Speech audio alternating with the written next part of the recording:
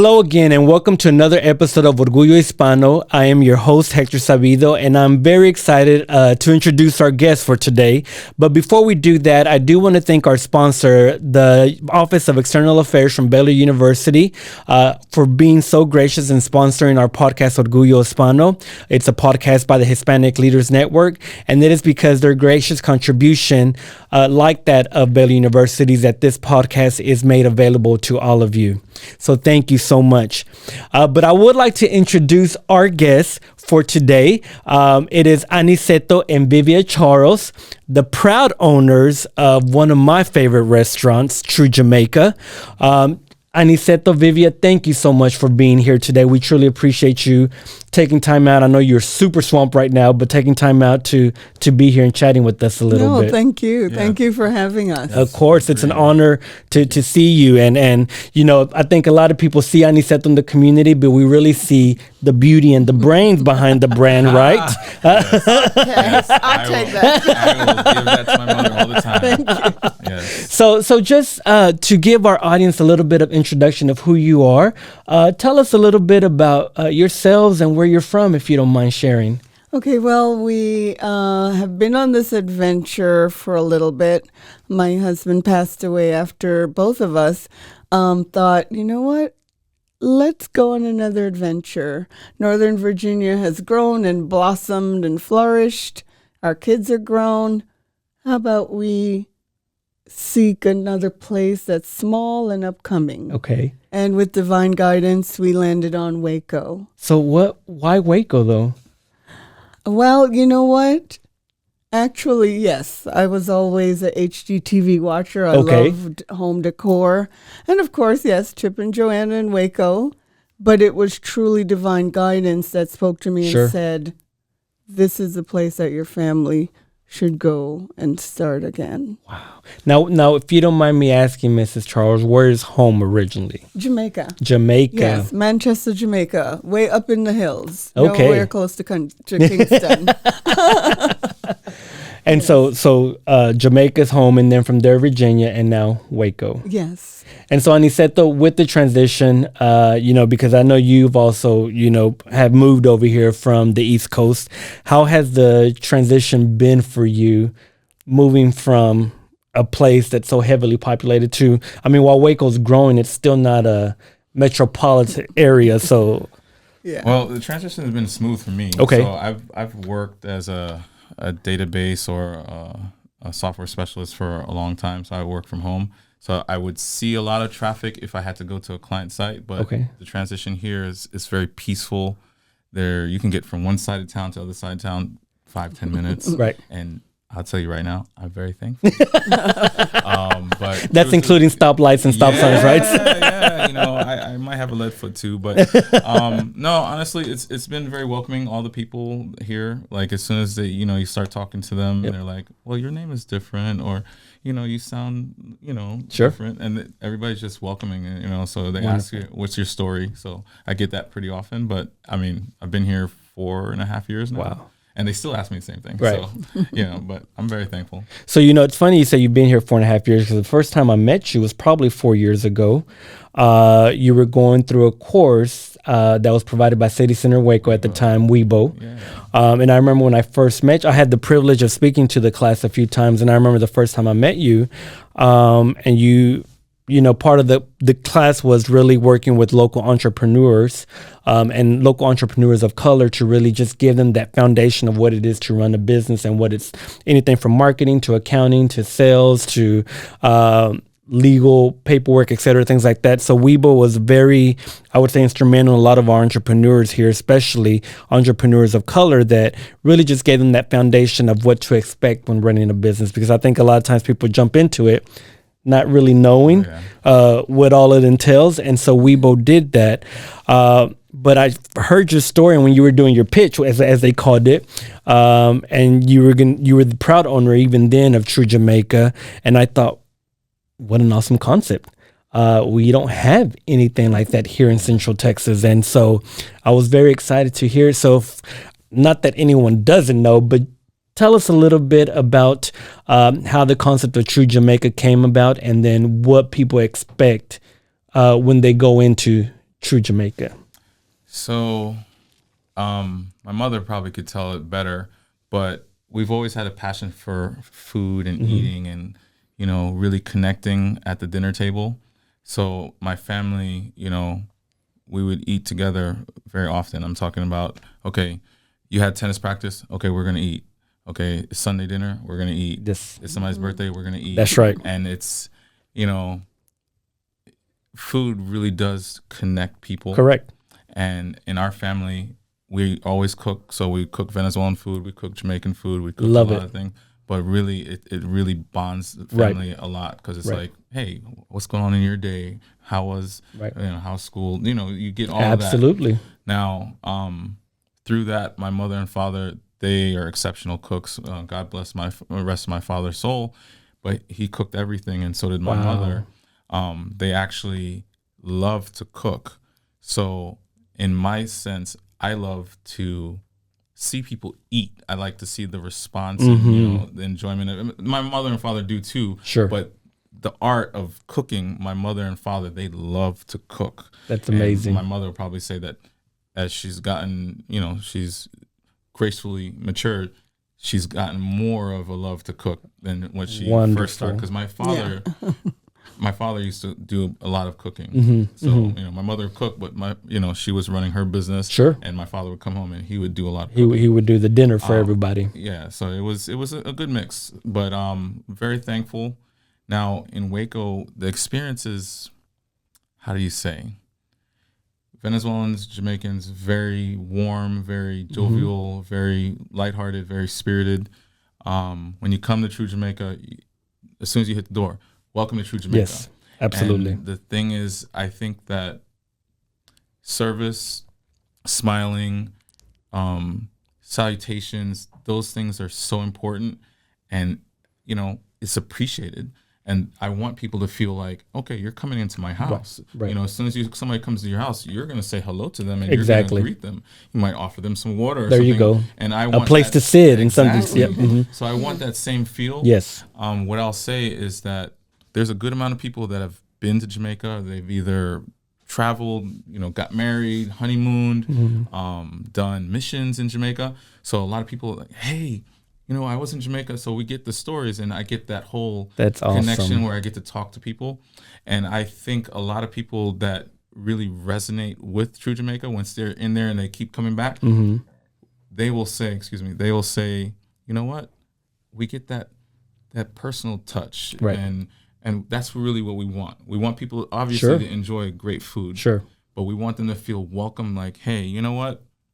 I feel like I can go there anytime, and I feel welcome. The music, the ambiance, the light. The music's not too loud. It's playing chill Jamaican ska vibes. And we also play reggae in Spanish. So it's, some people, like, I have some people that come in and they're like, oh. Yeah. So, but I think it's just the welcoming. All right. That's really important to us. Well, and go ahead. I'm sorry. Please go ahead. No. But I was going to go a little more to your point or your question. Tru Jamaica really started in Northern Virginia. Okay. It wasn't called Tru Jamaica. Okay. But when we moved to Virginia, we just kept saying, wow, there's no Jamaican restaurant in Northern Virginia, in Woodbridge in particular. We just, me and my husband, we'd always, because he loves his Venezuelan food. He used to love his Venezuelan. But for some reason, he had really dived into my Jamaican food. Okay, so we were always like, wow, we have to go to D.C. if we don't feel like cooking. And we talked about this for years. And then came the impetus. We just jumped in. A place was available. We signed a lease and we jumped in. Caribbean Carryout, which is still open with another Jamaican family we sold it to. But that's where Tru Jamaica really, because when we started Tru Jamaica here, we had that knowledge that we had gained. Yes, ma'am. So it really helped. That's amazing. And my son, Aniceto, really, all his skills, which are many, and I am so thankful, were really put to work in landing in a new community, connecting with people, working on a building, bringing it to fruition, and finally opening the doors. Correct. So, yes, this started long ago, all the learning That's lessons. amazing. I didn't realize that. Yeah. That's amazing. And, and also like to see, I think, well, I can see, so, I've been to Tru Jamaica a few times, and it really is that warm welcome invite where you come in, you're greeted, the atmosphere is wonderful. You sit down with people that you're having a great lunch with and just have great conversations. And it reminds me a lot also of the Hispanic culture as well, which is a big draw, I think, as well, because there are a lot of similarities between our cultures.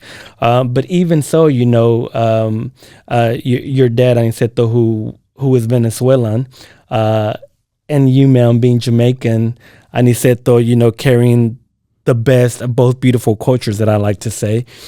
But even so, how was it growing up being, if you don't mind me asking, a biracial young man on the East Coast? How was that experience like?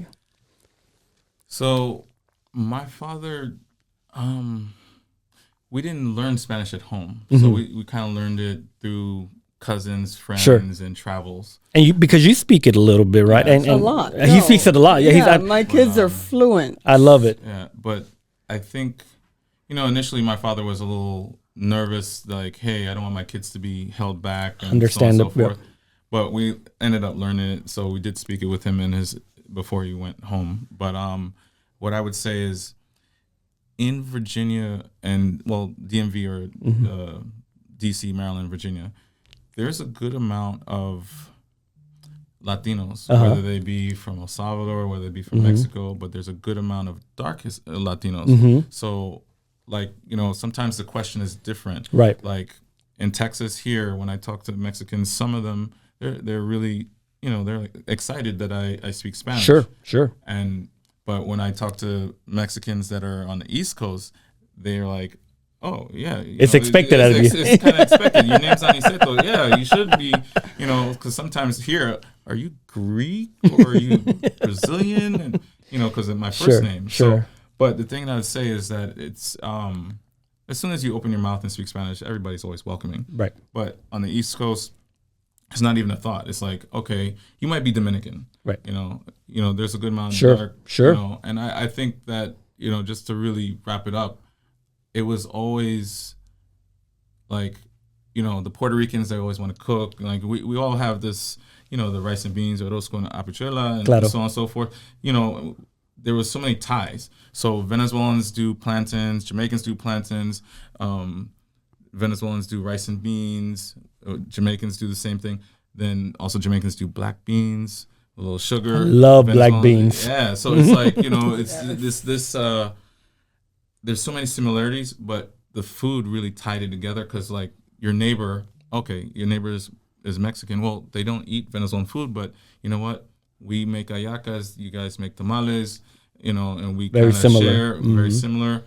There's so many things, and a lot of times the kids would be excited to try food that's outside of their culture, and we would share. Right. So those bonds were formed that way, but everybody seemed to be very welcoming. I love that. So thank you for sharing that, Aniceto. I think it's wonderful to hear like just the similarities in cultures, and I think even as Latinos, I said sometimes we had an event during Black History Month where we highlighted Afro-Latinos, that our culture is so wide and vast that it just doesn't cover one skin tone or one language or one eye color or one hair color, but it encompasses so many people that that our culture is very, very similar. So, I think it's a beautiful thing. And I think when you're in Venezuela, when you're in Puerto Rico, they don't really, most of South America that has dark skinned people, they don't think like that. Right. Because it will say, you call it somebody white, negro. We don't think twice like, oh, we're really calling you black. It's just a nickname. But I guess for me, in my growing up, mine is a little bit more special in the sense that after I got to be an adult, I was doing concerts. So I did a lot of Latin concerts, you know, like Oscar de Leon. I've done maybe 200 concerts in my history. Eddie Santiago. I've done, who else? You're making me go down memory lane now. And he said, well, that, you know, I felt bad because you text me and I didn't even text you where to go when you're out there. And they actually had a couple concerts out there. Wow. Yeah, they had Willie Colon and some other people out there. Amazing. But, you know, like when you look at music, it's kind of like food. You know? You remember that song. You remember the taste of the food. Yes. There's a connection. Yes, and absolutely. I always loved music.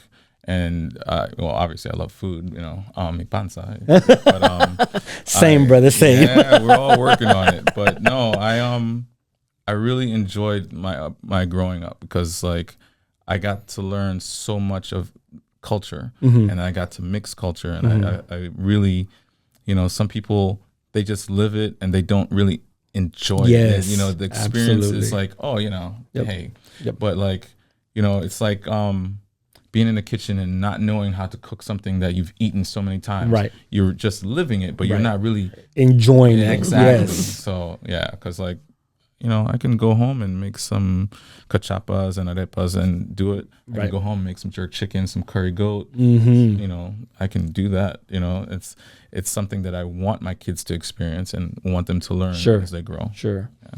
Yeah. Now, if you don't mind, so we're going to go back to Tru Jamaica a little bit because a couple of months ago there was an incident that really, I would assume, let me put it this way, it was probably scary and chaotic. And so if you don't mind, talk a little bit about the incident that happened at Tru Jamaica with the fire and everything. Well, yes. You know, life does have ups and downs. Yes, ma'am. For everyone. You're absolutely correct. So it was like a regular day. We still, when we can, stay in tune with the community. So that evening, I had gone to a community meeting, East Waco community meeting, and Aniceto and the crew had finished up. He came in late to the meeting, and then the meeting was over. We all went home, and he called me maybe after 1, saying there's a fire department called him. I didn't think anything. My mind usually doesn't run to the negative. I just thought, I don't know, maybe I don't know. Sure. But got there and there was a real fire. Wow. You know what? Use the word chaotic, and I've found that in our walk with the Lord, it's like it wasn't chaotic, but I think we all kind of just took a deep breath. Sure. You know, and was like, okay, this is happening. But even the firefighters were like somehow trying to put us at ease. They were showing us and telling us they're doing their best to make sure everything is fully out. Just telling us about the temperature and that it's coming down and it'll be done, and saying that, okay, we can all leave. They're ready to leave, so we can all close up and go home. And then the phone started ringing in the morning and early, and community leaders and neighbors and business people started to call. And as a family, we just kind of went home and said, we're going to trust God. Yes, ma'am.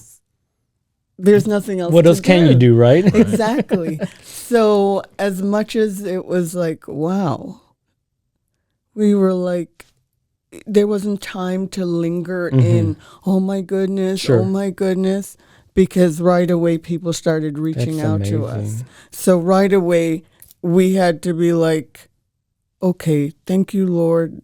Already you're showing us opportunities in the midst of all of this. Yeah. And it's really awesome. I think I've seen it. We've all seen like how the community has rallied around you and said, hey, put me in, coach. What can I do to help? Oh, yeah. What has that response been like for you? Wow. It's tremendous. And amazing. It's a humbling thing when people want to give you their time because time is fleeting and you can never get it back. Yes, sir. And people have contributed not only their time, but their restaurants, their money, so many different prayers. Like people, they see me in grocery stores, see me all about, hey, can we pray with you? That's amazing. And it's Even at the food truck. I remember one afternoon, a gentleman, I think Aniceto was at the window taking orders, and then for a minute, things kind of slowed down for a second, and the gentleman was praying. That's amazing. Yeah. I love to hear that. Waco is a tremendous community, and when people move here, once they get here, they'll understand that this community is really very tight knit. And I think it goes to show, Mrs. Chårles, when you said earlier that it was really spirit led that you came to Waco and you started your business. An unfortunate incident has happened, but God has still taken care of you. Yes. And for you to say, we're just going to trust God, I think that shows your courage, your strength, your foundation in Christ. And I have to applaud you publicly for that, because I think you are an example to many of us on this walk that sometimes our faith gets shaky. Yes. Oh, yeah. But to hear you say that, in spite of that that God has taken care of you, that's amazing. So thank you for that. Oh, no, thank you. Thank you. Thank you. So now you guys are in the reconstruction phase. And so not, okay, but okay, yeah, we're getting there. So you guys are what are the plans going forward now? If it's okay to ask that. So right now we're kind of still waiting on the insurance. So the insurance is giving us an update that by the end of this week that we should have a firm word that this is what's going to happen. So we're covered. We have really good insurance. Mm-hmm. So we're not saying that. It's just sometimes we don't have patience, and sometimes yes, sir. It's like I hear you on that. But we're definitely rebuilding where we are. God has blessed us with the building and the land around us. So when you drive by, you'll see the bricks look good, but when you look at the soffits and you look at the vents and everything, and you'll see the blackness from the charcoaling and everything there. But we're gonna rebuild right there. It's gonna be better and back hopefully soon. I love it. So we just ask people to continue to pray and just keep an eye out on our social media, and if they're so inclined, we still have our GoFundMe up because we're still paying for all of our staff and everything. Sure. That way, when we open up, let's be honest, sometimes it's hard to find a job, and people that we have, we were thankful that they're with us because God's blessed us with them and their time. So we're trying to, do right by them. And when we get back, we'll have a good staff that's already trained and ready to go. And they've gone through the whole walk with us. So we're just praying that everything goes smoothly. But are you still doing catering events, or you still have a mobile location, correct? So we've been blessed. The Compleys, Massimo from the Compleys, he's graciously loaned us his food truck for as long as we'd like. And we're at Baylor campus through the semester. So Baylor and Airmark have given us the go to be at the right next to the fountain, water fountain, and kids can come and eat anytime. We're really there Monday through Friday from 10:30 to 3:30 minus spring break. But so we're doing catering. Like we've done Baylor Law School, we've done Baylor basketball, we've done a number of recruiting events, and we do for Waco Family Medicine too. They've always been a big supporter of us as well. And we're going to be doing a disc golf celebration this weekend. So we're we've always been into the catering because like God's blessed us with a network. So that's amazing. So business is still continuing. Yeah. It's not the same, but it's still continuing. Yes. But speaking of the GoFundMe, where can people find that link to help? Well, it's on our website, and we do have it. But pretty much, if you just put GoFundMe and Tru Jamaica in Google, it'll pop up. And we're about halfway there, and we're very thankful. But we're still working on it. So I love it. But if people are so inclined, we're very thankful. But always welcome prayers. Awesome. Yes. Awesome. Yes.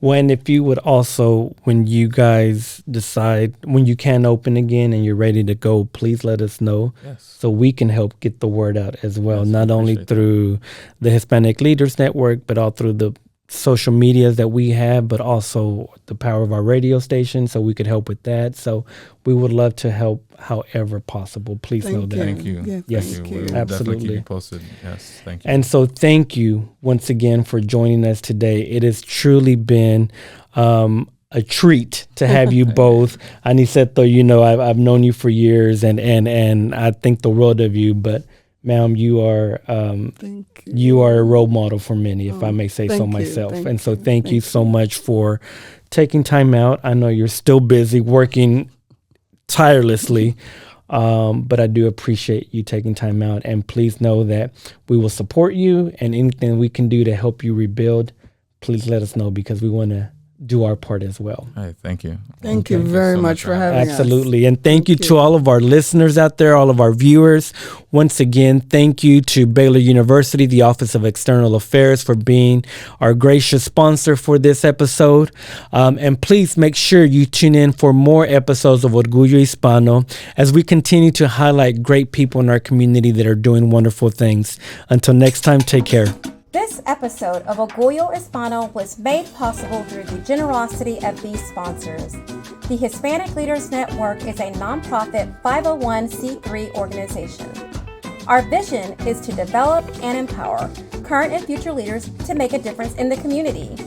To sponsor a future Orgullo Hispano podcast episode, email hlnwaco@hln-waco.org or visit the HLN website at www.hlnwaco.org.